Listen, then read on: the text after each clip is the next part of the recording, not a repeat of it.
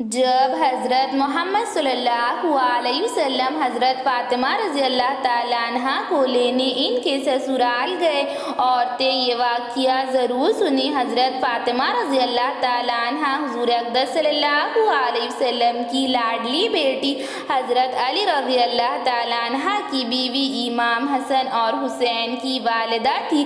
آپ رضی اللہ تعالیٰ عنہ تقریباً 20 یا 22 سال میں وفات پا چکی تھی۔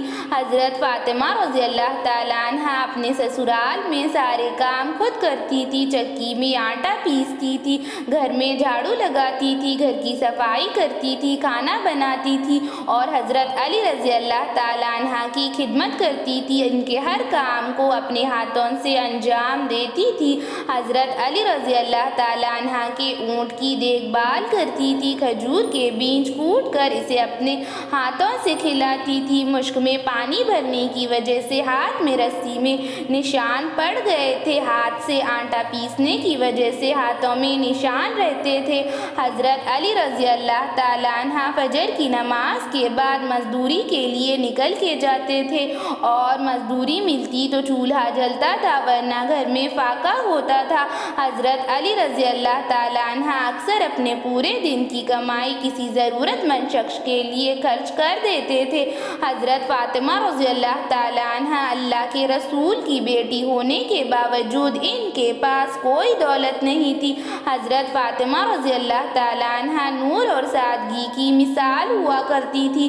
حضرت علی رضی اللہ تعالیٰ عنہ کے گھر میں بستر کے نام پر اونٹ کی سوکھی کھال تھی، گھر کے سارے کام سے لے کر بچوں کی پرورش تک خود کرتی تھی۔ اسی طرح کی مشکلات ہونے کے باوجود بھی حضرت فاطمہ رضی اللہ تعالیٰ عنہ نے اپنے شوہر حضرت علی رضی اللہ تعالیٰ عنہ سے کبھی کوئی شکایت نہیں کی۔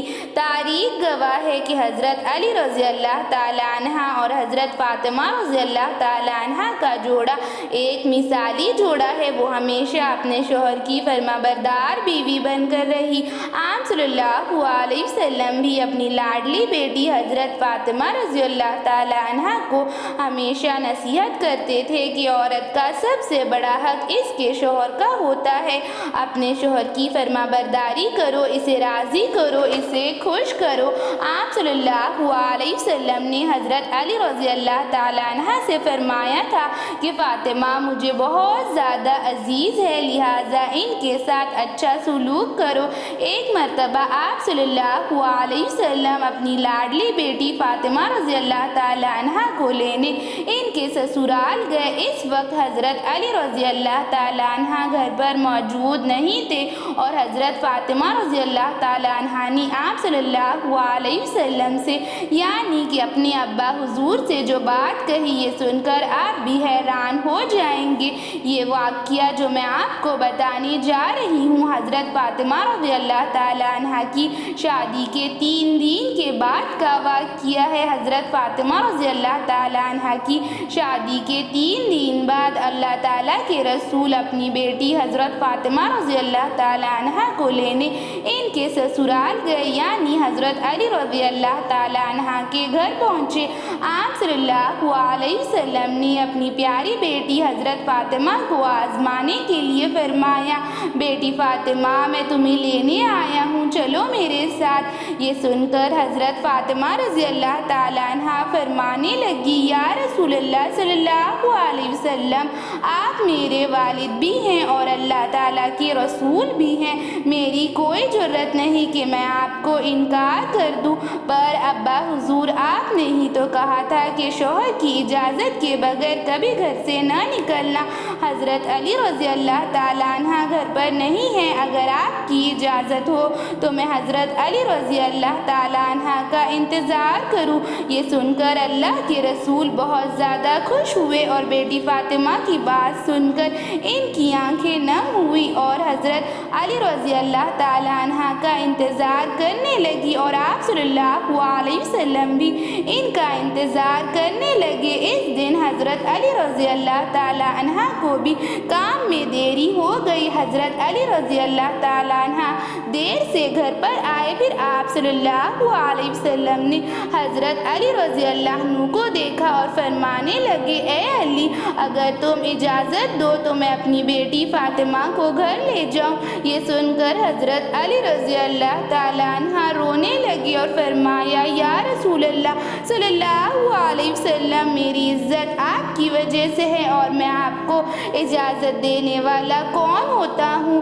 اے علی، میں نے حضرت فاطمہ کو کہا تھا کہ کبھی بھی اپنی شوہر کی اجازت کے بغیر گھر سے باہر مت نکلنا اور ہمیشہ اپنی شوہر کی اطاعت کرنا، اس کی فرما برداری کرنا۔ اسی لیے فاطمہ کہتی ہے، ابا جان، جب تک میں اپنے شوہر حضرت علی رضی اللہ تعالی عنہ سے اجازت نہیں لے لیتی تب تک میں آپ کے ساتھ نہیں آ سکتی۔ یہ سن کر حضرت علی رضی اللہ تعالی عنہ فرمانے لگے، یا رسول اللہ صلی اللہ علیہ وسلم، آپ میرے لیے دعا کریں کہ فاطمہ کے ان اعمال کی برکت سے قیامت کے دن مجھے کامیابی ملے۔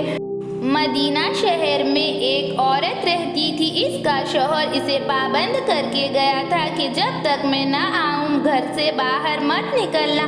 اس عورت کے گھر کے سامنے اس کا مائکہ تھا۔ اس کا باپ بہت زیادہ بیمار ہو گیا تو اللہ تعالیٰ کے رسول صلی اللہ علیہ وسلم کو عورت نے پیغام بھیجا، یا رسول اللہ، گھر سے باہر نکلنے سے میرے شوہر نے منع کیا ہے، اب میرے لیے کیا حکم ہے؟ اللہ تعالیٰ کے رسول نے فرمایا، اس عورت سے جا کر کہہ دو اپنے شوہر کی اطاعت کرے، اسی میں تمہارے لیے بہتری چھپی ہوئی ہے۔ پھر اس عورت کا باپ بہت زیادہ بیمار ہو گیا۔ عورت نے پھر سے آپ صلی اللہ علیہ وسلم کو پیغام بھیجا تو آپ صلی اللہ علیہ وسلم نے وہی جملے ادا کیے اور پھر 3 دن بعد اس کے باپ کا انتقال ہو گیا۔ عورت نے آپ صلی اللہ علیہ وسلم کو پیغام بھیجا، یا رسول اللہ صلی اللہ علیہ وسلم، اب تو میرے والد کا انتقال ہو چکا ہے، اب میرے لیے کیا حکم ہے؟ تو آپ صلی اللہ علیہ وسلم نے وہی جملے ادا کیے کہ اپنے شوہر کی اطاعت میں ہی تمہاری بہتری ہے۔ پھر عورت نے اپنے باپ کی آخری صورت بھی نہیں دیکھی۔ جب آپ صلی اللہ علیہ وسلم کو پتہ چلا کہ اس کے باپ کو دفنایا جا چکا ہے مگر اس نے اپنے باپ کی صورت بھی نہیں دیکھی تو اللہ تعالیٰ کے رسول کی آنکھوں میں آنسو آ گئے۔ انہوں نے ہاتھ اٹھائے اور ان کی دعا کی اور فرمایا، اس عورت کی ادا اللہ تعالیٰ کو بہت زیادہ پسند آ چکی ہے۔ یہ عورت کی فرما برداری اللہ کو بہت زیادہ پسند آ چکی ہے۔ اس کی ادا کی وجہ سے تمہاری اور تمہارے باپ کی مغفرت ہو چکی ہے۔ سبحان اللہ! کیا عورتیں تھی، کیا صبر تھا، کیا فرما برداری تھی۔ ایسی عورتیں کہاں ملیں گی جو رسول اللہ صلی اللہ علیہ وسلم کے حکم کو مانتی تھی۔ ایسی ہی اسلامک ویڈیوز کے لیے چینل کو سبسکرائب کریں، لائک اور شیئر کریں۔